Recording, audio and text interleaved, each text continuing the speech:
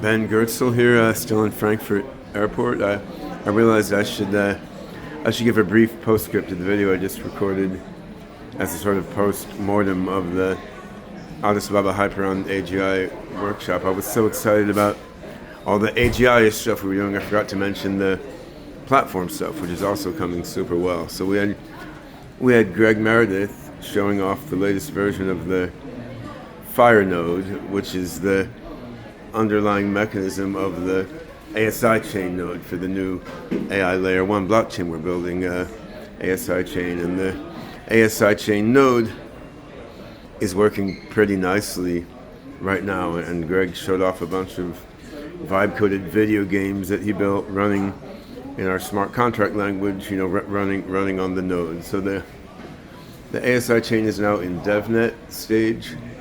We're soon going to move it to testnet stage.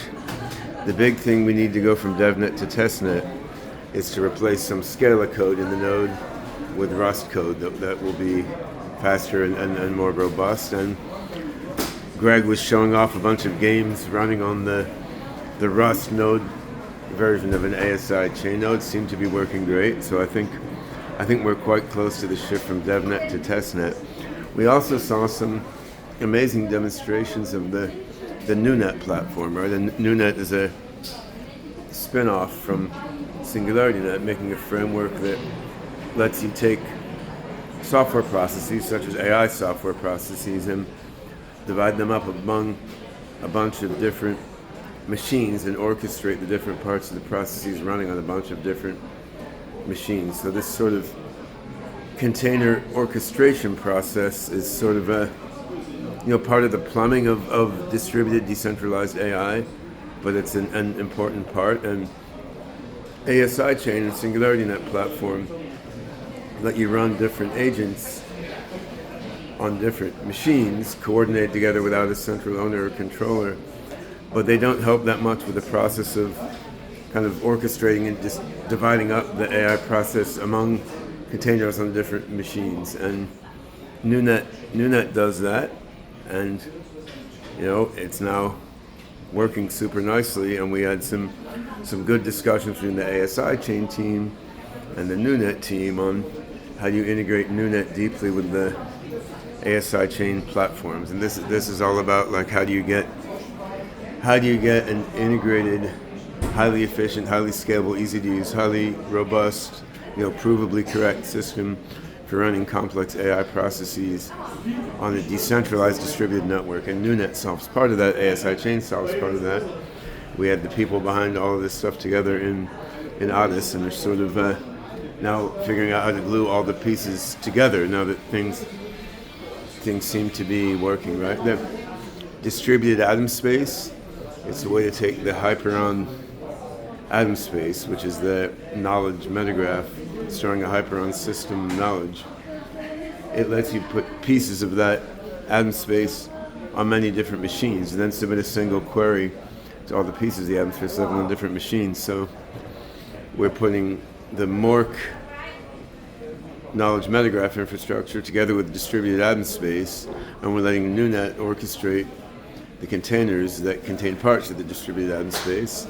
Then we put all that on ASI chain infrastructure, and there's a whole bunch of pieces to this stack, right? But where we're at now, all the pieces in the stack are working, amazingly as of the last few months after years of effort.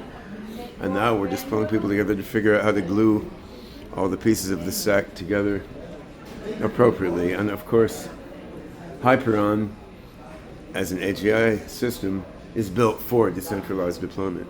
Predictive coding as a way of training neural nets. One of the cool things about it, not just can it do continual learning, but it's asynchronous. Like each neuron or each part of the network learns independently, unlike in backpropagation, which underlies most commercial neural nets today. You don't have to train the whole neural net in a carefully synchronized lockstep way. Each part of the neural net just learn on its own, like asynchronously and quasi-independently. And that means predictive coding neural nets like Hyperon are naturally suited for decentralized implementation on this stack of decentralized tools that we're building, right? So we've just got so many things converging together now, both on the Hyperon AGI side and then on the decentralized platform side. And I can really see now it's good that we started building this decentralized infrastructure in 2017 when we founded SNet.